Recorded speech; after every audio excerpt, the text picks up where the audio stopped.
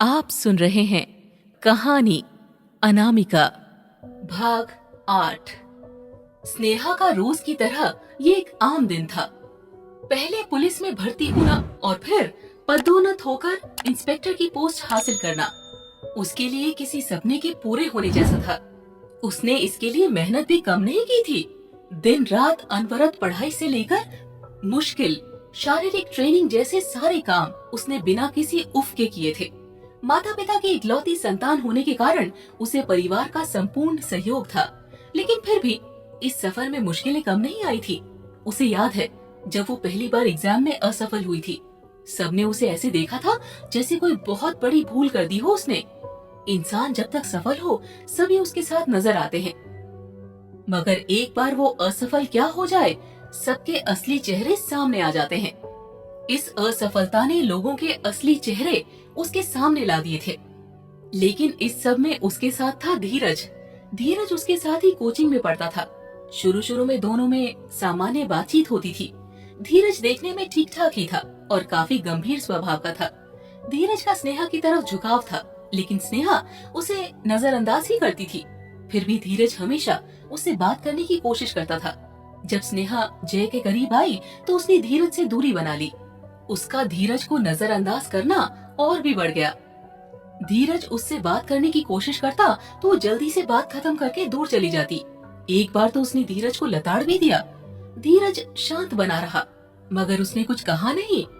फिर जब स्नेहा का जय से ब्रेकअप हुआ तो वो बिल्कुल टूट गई, एकदम गुमसुम गुमसुम रहने लगी। धीरज ने जब उसे परेशान देखा तो उसने जाकर उससे पूछा। एक दो बार तो स्नेहा ने टाल दिया, लेकिन जब उसने ज्यादा जोर दिया तो स्नेहा ने अपनी पूरी आपबीती सुना दी। धीरज ने उसे ढांढस बंधाया और इस मुश्किल वक्त में उसका सहारा बना। स्नेहा को भी धीरज का स्थिर स्वभाव सुकून देता था। जिस दर्द की घड़ी में धीरज ने स्नेहा की मदद की थी, दोनों के बीच एक आत्मीय रिश्ता बन गया था। जय ने उसके साथ जो किया था उसके बाद वो किसी पर विश्वास नहीं करना चाहती थी, लेकिन धीरज को इसकी जरूरत ही नहीं थी। उसने कभी बदले में स्नेहा से कभी कुछ मांगा ही नहीं। वो स्नेहा के किसी काम आ सकता है, धीरज इसे ही अपना सौभाग्य मानता था। फिर जब स्नेहा सिविल में असफल हुई तो दोनों साथ ही फेल हुए थे। दोनों ने एक दूसरे को संभाला था और फिर से परीक्षा की तैयारी चालू कर दी। इस बार स्नेहा तो सफल हो गई, लेकिन धीरज नहीं हो पाया। धीरज बहुत दुखी हुआ, लेकिन स्नेहा ने उसे संभाला और उसे फिर से तैयारी करने को कहा। इधर स्नेहा के माता पिता स्नेहा पर शादी का दबाव डालने लगे। स्नेहा ने भी साफ कह दिया था कि वो शादी करेगी तो सिर्फ धीरज से, वरना किसी से नहीं। स्नेहा के माता पिता अपनी बेटी की शादी किसी बेरोजगार से नहीं करना चाहते थे। वो चाहते थे कि स्नेहा की शादी उसके जैसे ही किसी सरकारी नौकरी वाले से ही हो, लेकिन स्नेहा जिद पर अड़ गई थी। जब अगले प्रयास में भी धीरज सफल न हो पाया तो स्नेहा के परिवार वालों ने उसका रिश्ता तय कर दिया और शादी की तारीख भी निकाल दी। स्नेहा इस सब से बुरी तरह से निराश हो गई। वो मन ही मन धीरज को ही अपना जीवन साथी मान चुकी थी। अंततः दोनों ने भागकर शादी करने का फैसला किया। धीरज के परिवार वालों को इस शादी से ज्यादा दिक्कत न थी, अतः उन्होंने उन दोनों को अपना लिया। कुछ वक्त तक तो सब ठीक चला। स्नेहा की सरकारी नौकरी थी और जल्दी वो एक बच्ची की माँ भी बन गई। लेकिन फिर असली दिक्कत आनी चालू हुई। धीरज को सरकारी नौकरी नहीं मिल पाई थी। उसने बहुत कोशिश की, लेकिन उसे निराशा ही हाथ लगी। स्नेहा की तनख्वाह से घर आराम से चल जाती थी, लेकिन धीरज के आत्मसम्मान को अब ठेस पहुंचने लगी थी। उसकी पत्नी उससे ज्यादा कमाती है, ये बात उसे परेशान करती थी। अफसोस, समाज हमें नारी को सशक्त कैसे बनाना है ये तो सिखाता है, लेकिन एक सशक्त नारी के साथ कैसे रहना है ये नहीं सिखाता है। मौके बेमौके उसके माता पिता उसे सुनाते रहते थे कि बीवी नौकरी कर रही है और पति घर पर बच्चा संभाल रहा है। वहीं दोस्त भी उसका मजाक उड़ाते थे। उसने अब शराब पीना शुरू कर दिया था और अक्सर रात को देर से घर आता था। जब कभी स्नेहा नौकरी से लेट हो जाती तो धीरज उससे झगड़ा करता था। एक दिन तो हद हो गई। स्नेहा को पता चला कि धीरज का किसी और औरत के साथ अफेयर चल रहा है। रात को दोनों के बीच खूब झगड़ा हुआ।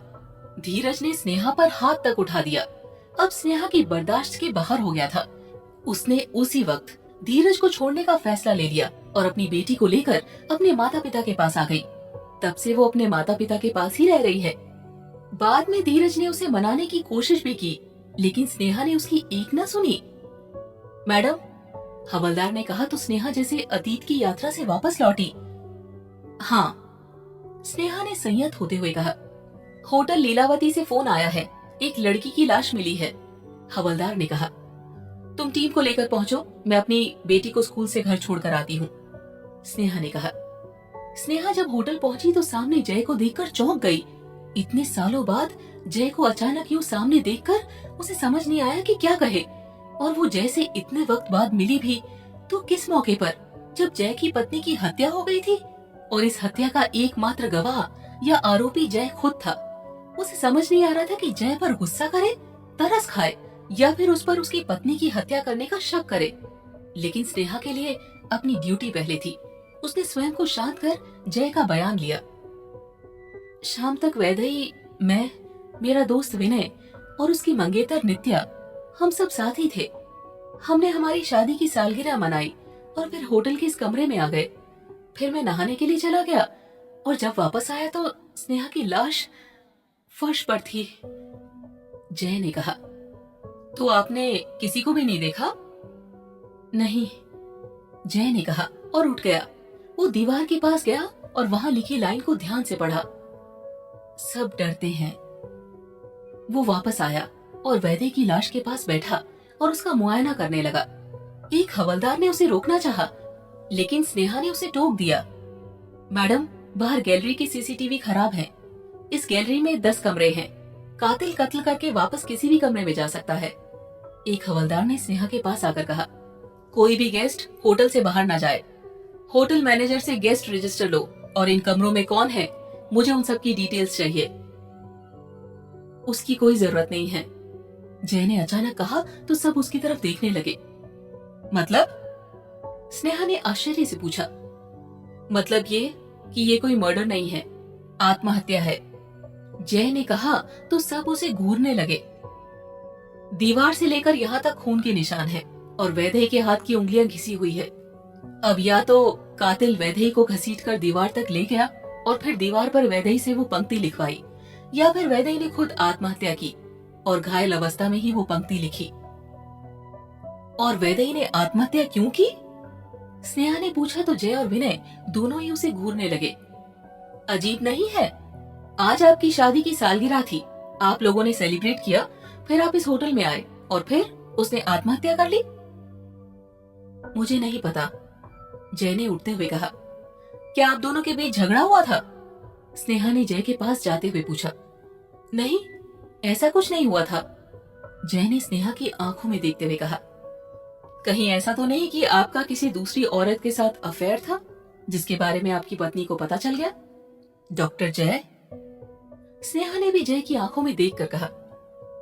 मैडम, मैं जय को अच्छी तरह से जानता हूँ, विनय ने कहा।